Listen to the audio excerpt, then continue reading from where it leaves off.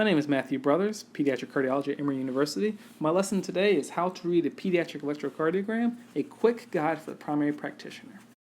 So I have two objectives. One, learn the systematic four-step method to reading an EKG. And two, recognize normal findings and call for help when the findings are abnormal.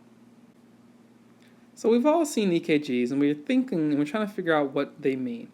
So we're overwhelmed by the information given here at the top, and also there are 5 squiggly lines that can be confusing at times. Not to mention, we always remember back in medical school learning that there are age-related normal values in children.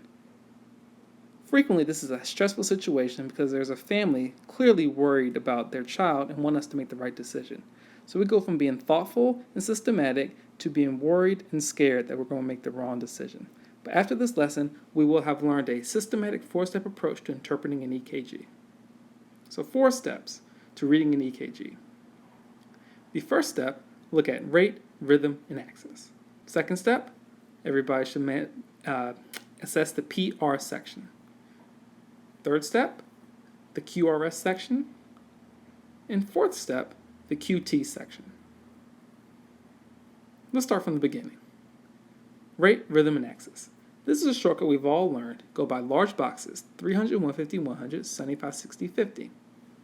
When looking at rhythm, frequently as lead 2 is the rhythm strip, you're looking to make sure that the QRS complexes are equal distance from each other. This signifies a regular rhythm. They should be equidistant from the one before as they are after. And then axis. So the axis, the P wave and QRS should be up in lead 1 and up in AVF. This signifies normal axis.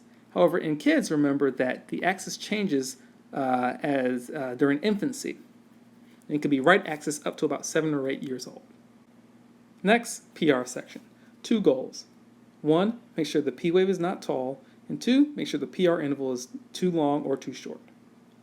So for the P wave, you're looking to make sure that the P wave is not tall in lead 2, signifying right atrial enlargement, or wide in lead 2, or very negative in lead V1.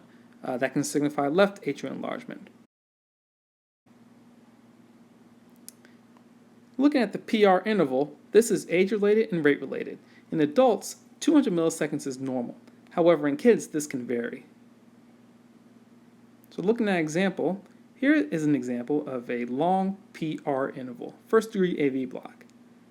Next, here's an example of a short PR interval, Wolff-Parkinson-White syndrome. Notice the slurred QRS complex. Speaking of QRS, what should we ask for the QRS section? Well, first question, is the QRS complex narrow or wide? And 2, are the voltages too large?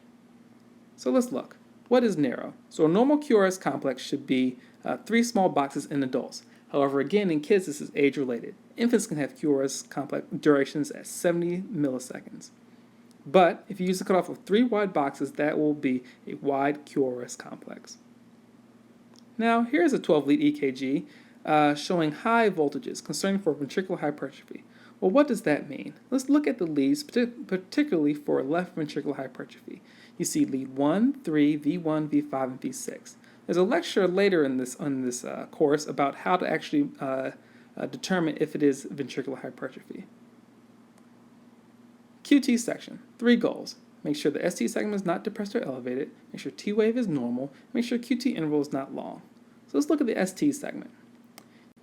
Using the PR segment as a baseline, the ST segment can be either elevated or depressed. So this can signify myocardial ischemia.